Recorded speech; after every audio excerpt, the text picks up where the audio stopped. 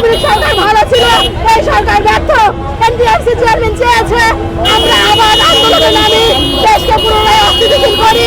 আমরা যদি লাশ হয়ে যায় তবু আজকে আমরা আমাদের দাবি আদায় না হওয়া পর্যন্ত আমরা এই রাজপথ ছাড়বো না। কাপড়ের কাপড় মানুষ কখন পরে, কোন পর্যায়ে গেলে মানুষ পরে কাপড়ের কাপড়? দেয়ালে পিঠ লেগে যাওয়াতে আমরা আর সহ্য করতে না পেরে আমরা আজকে এই মন্ত্রণালয় সচিবালয়ের সামনে এসেছি।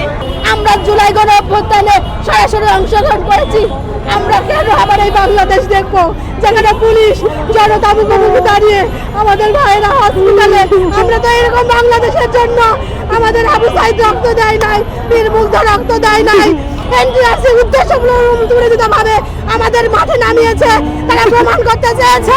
আমরা যেন বলি বিগত আওয়ামী লীগ সরকার 95-96% পাস দিয়েছে, আর এই বর্তমান সরকার এসে শুধু 18তমতে মাত্র 72% ফলাফল প্রদান করে 21,000 প্লাস প্রার্থীকে ভাই ভাই ফেল করে গেছে। আমরা যেন বলি আওয়ামী লীগ সরকার ভালো ছিল, এই সরকার ব্যর্থ। এনটিআরসি চেয়ারম্যান চেয়েছে আমরা আবার আন্দোলনে নামি দেশকে পুনরায় অস্থিতিশীল করি। পুলিশ আমরা গণমাধ্যমের মুখোমুখি দাঁড়াই, পুলিশকে আমাদের বিপক্ষে লেলিয়ে দিক। আমরা এর সুস্থ দাবি চাই, আমরা সনদ চাই, নয়তো বুকে রক্ত দিতে চাই। আমরা এর বিচার চাই।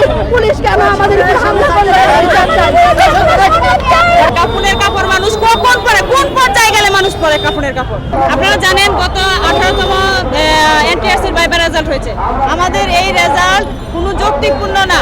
আমাদের রেজাল্ট বৈষম্যভাবে প্রকাশ করা হয়েছে।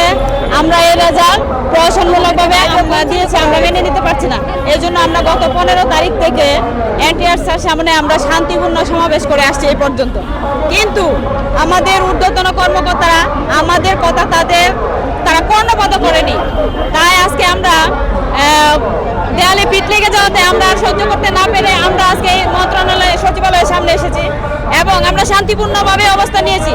কিন্তু তারা আমাদের দাবি আদায় করার জন্য তারা কোনো পদক্ষেপ নেয়নি এবং আমরা কোনো আশ্বাস পাচ্ছি না।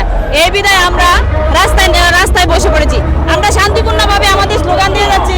আমাদের দাবি ছিল একটাই, আমরা সনদ চাই।